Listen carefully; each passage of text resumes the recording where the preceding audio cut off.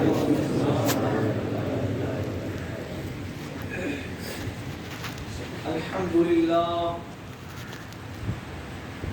لله الذي فضل سيدنا ومولانا محمدا على العالمين جميعا وأقامه يوم القيامة للمظلمين المتلوثين الخطائين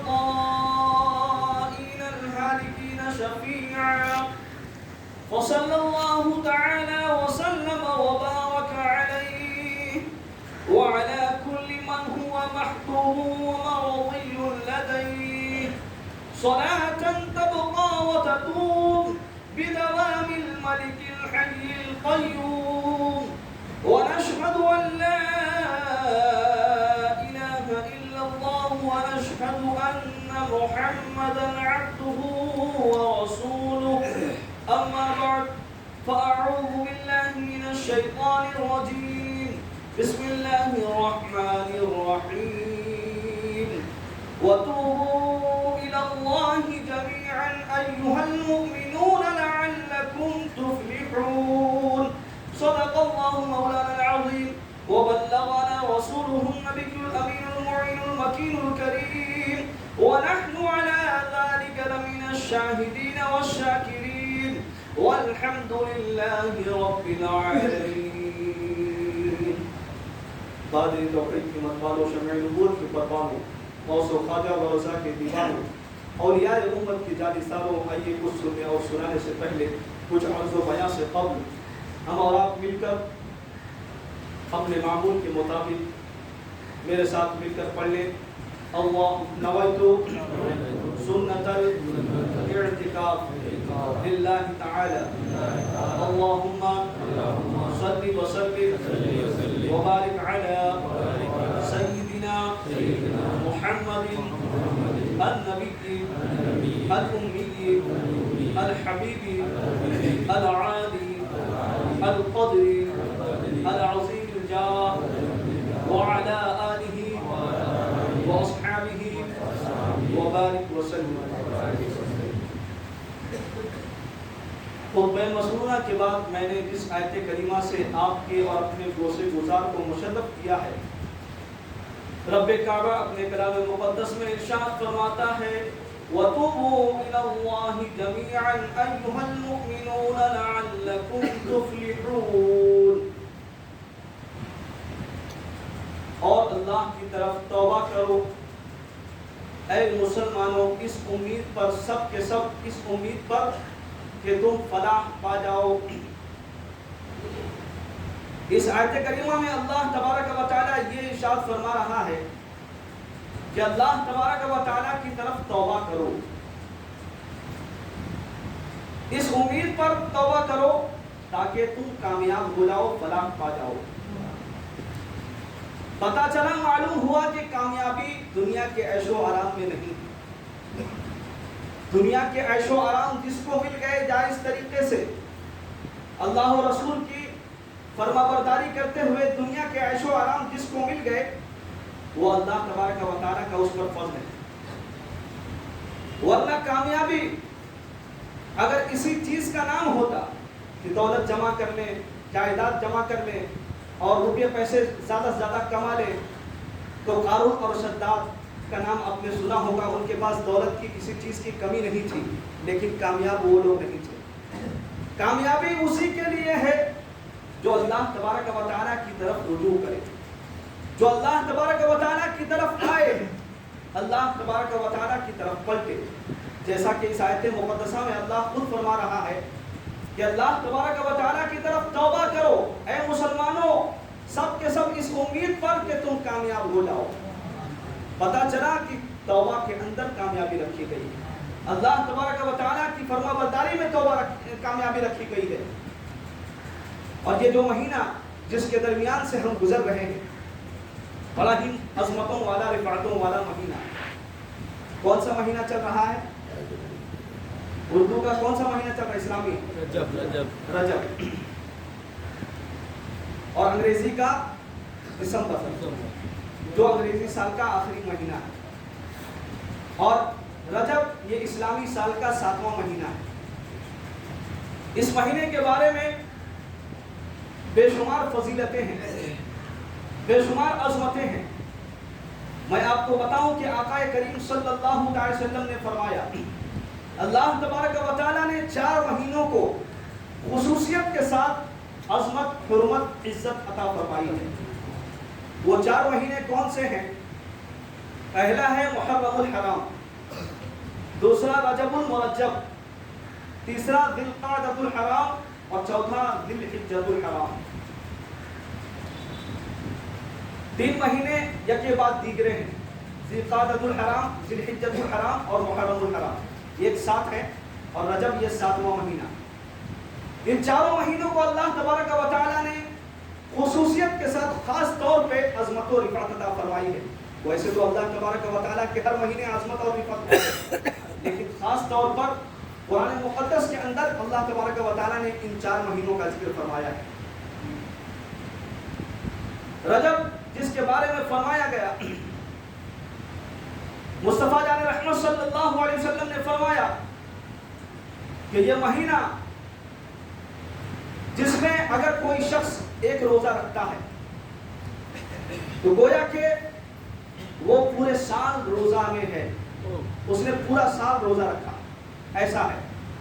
ایک دن کا روزہ پورے مہینے میں کوئی رکھے گا تو اللہ تبارک و تعالیٰ اس کو یہ فضیلت اور عظمت عطا فرمائے گا کہ گویا کہ وہ پورا سال روزے میں گزارا۔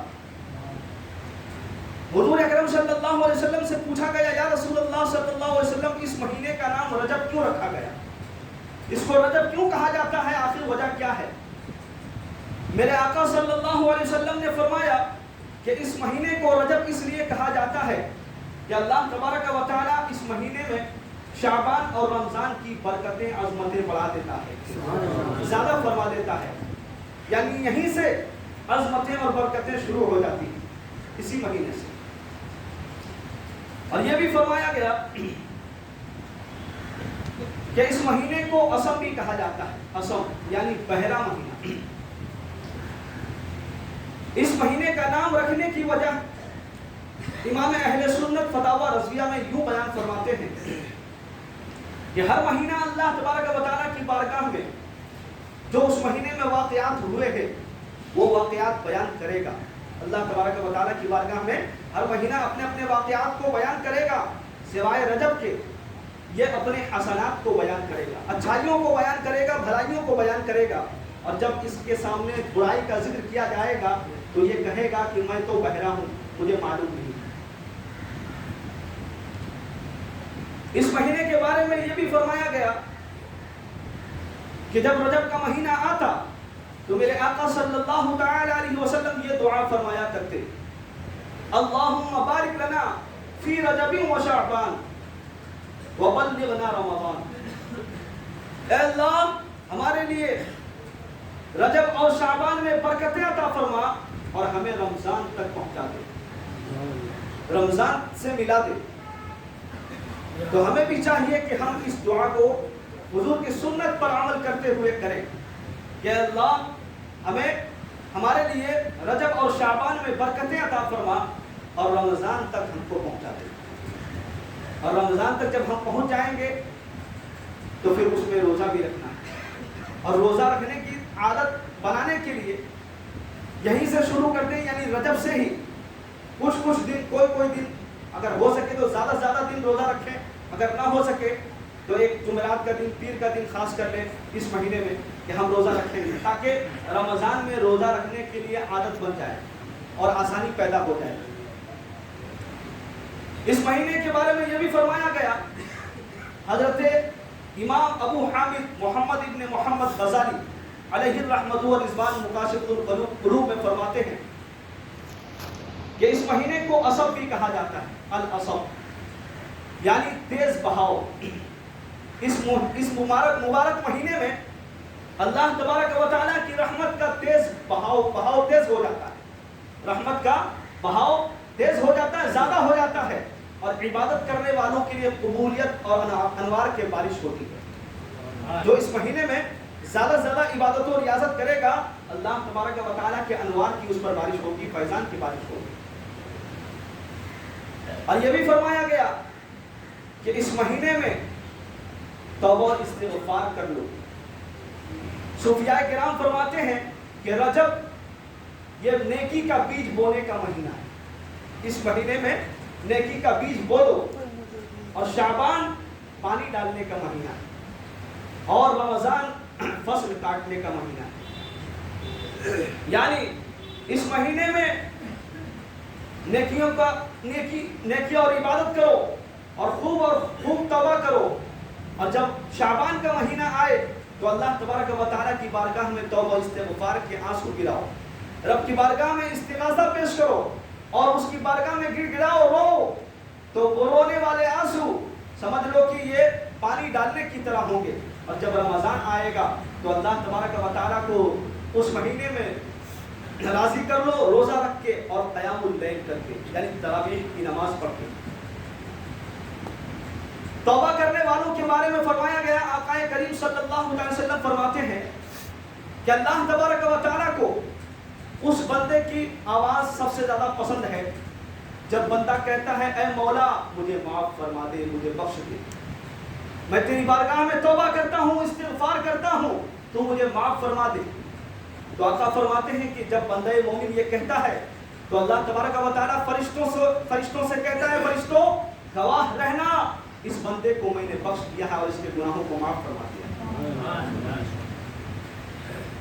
توبہ کرنے والوں کے بارے میں فرمایا گیا، حضرت موسیٰ علیہ السلام نے رب کی بارگاہ میں عرض کیا، مولا جب تیرا کوئی فرما بردار بندہ، نیکوکار بندہ تجھے پکارتا ہے تو اس کے جواب میں تو کیا فرماتا ہے؟ رب فرماتا ہے کہ میں اس بندے کے بارے میں فرماتا ہوں لبیک یا عبدی، اے بندے میں حاضر ہوں۔ اور پھر فرمایا، حضرت موسیٰ علیہ السلام نے عرض کیا کہ اے مولا اگر کوئی گنہگار بندہ تجھے پکارتا ہے تو اس کے جواب میں کیا فرماتا ہے؟ تو رب تبارک و تعالیٰ نے فرمایا کہ اس کے جواب میں 2 مرتبہ لبیک یا عبدی، لبیک یا عبدی کہتا ہوں، یعنی 2 مرتبہ کہتا ہوں۔ حضرت موسیٰ علیہ السلام نے کہا کہ اے رب جب نیکوکار بندہ پکارے تو 1 مرتبہ اور گنہگار بندہ پکارے تو 2 مرتبہ، آخر بات کیا ہے، وجہ کیا ہے؟ تو رب تبارک و تعالیٰ نے فرمایا کہ اے موسیٰ جب نیکوکار بندہ پکارتا ہے تو ذرہ برابر اس کو اپنی نیکی پر بھی بھروسہ ہوتا ہے کہ میں نے نیک اعمال کیے ہیں، اس کی وجہ سے اللہ تبارک و تعالیٰ خوش ہو جائے گا اور مجھے بخش دے گا۔ لیکن جب کوئی گنہگار بندہ مجھے پکارتا ہے تو اس کا سارا بھروسہ میری ذات پر ہوتا ہے۔ تو اے موسیٰ اسی لیے میں گنہگار کے لیے 2 مرتبہ لبیک یا عبدی کہتا ہوں، میری رحمت کو جوش آ جاتا ہے جب گنہگار بندہ مجھے پکارتا ہے۔ اسی طرح سے حضرت علی کرم اللہ تعالی وجہ الکریم سے پوچھا گیا کہ کیا اللہ تبارک و تعالی کی رحمت میں گنہگاروں کا بھی کوئی حصہ ہے؟ کیا گنہگار کو بھی اللہ تبارک و تعالی کی رحمت سے کچھ ملے گا، کچھ عطا کیا جائے گا، کچھ دیا جائے گا یا انہیں نہیں دیا جائے گا؟ تو حضرت علی کرم اللہ تعالی وجہ الکریم 2 برتن منگائے، جس میں سے ایک برتن بہت ہی خوبصورت تھا، صاف اور شفاف تھا، چمکدار تھا، اور دوسرا برتن جو تھا وہ گندا تھا، صاف اور شفاف نہیں تھا۔ دونوں کو آسمان کے نیچے رکھ دیا، کھلے آسمان کے نیچے رکھ دیا، اور رکھنے کے بعد کیا دیکھتے ہیں کہ تھوڑی دیر کے بعد بارش ہوئی، اللہ تبارک و تعالیٰ کے کرم سے بارش برسی، اور بارش جب برستی ہے تو دونوں کے دونوں برتن بھر گئے، یعنی جو صاف و شفاف برتن تھا وہ بھی بھر گیا اور جو گندا برتن تھا وہ بھی بھر گیا۔ تو حضرت علی کرم اللہ تعالی وجہ کریم نے فرمایا، اے سوال کرنے والوں، اے پوچھنے والوں، اللہ تبارک و تعالیٰ کی رحمت کا بھی یہی حال ہے، یعنی جب اللہ تبارک و تعالیٰ کی رحمت برستی ہے تو یہ نہیں دیکھتی کہ کون نیکوکار ہے کون بدکار ہے، سب پر اللہ تبارک و تعالیٰ کی رحمت عام ہے۔ جس طرح سے اللہ تبارک و تعالیٰ کے کرم سے بارش کے پانی نے دونوں برتن کو بھر دیا، صاف و شفاف برتن کو بھی بھر دیا اور گندے برتن کو بھی بھر دیا، اسی طرح سے اللہ تبارک و تعالیٰ کی رحمت بھی برسا کرتی ہے۔ تو اسی لیے تو ہمارے امام فرماتے ہیں، چمک تجھ سے پاتے ہیں سب پانے والے، چمک تجھ سے پاتے ہیں سب پانے والے، بدوں پر بھی برسا دے برسانے والے، میرا دل بھی چمکا دے چمکانے والے، اور برستا نہیں دیکھ کر ابر رحمت، برستا نہیں دیکھ کر ابر رحمت، بدوں پر بھی برسا دے برسانے والے۔ یہ ماہ مبارک بڑا ہی عظمتوں والا اور رفعتوں والا مہینہ جس کے درمیان سے ہم گزر رہے ہیں، اس مہینے کی عظمت اور رفعت جتنی بیان کی جائے کم ہے۔ ایک مرتبہ درود پاک پڑھ لیں، اللہم صلی علی سیدنا مولانا محمد عدد ما خلق اللہ صلاۃ دائمۃ بدوام ملک اللہ۔ کھڑے ہو جائیں، صفوں کو درست کر لیں، ایک مرتبہ کھڑے ہو کر صفوں کو درست کر لیں۔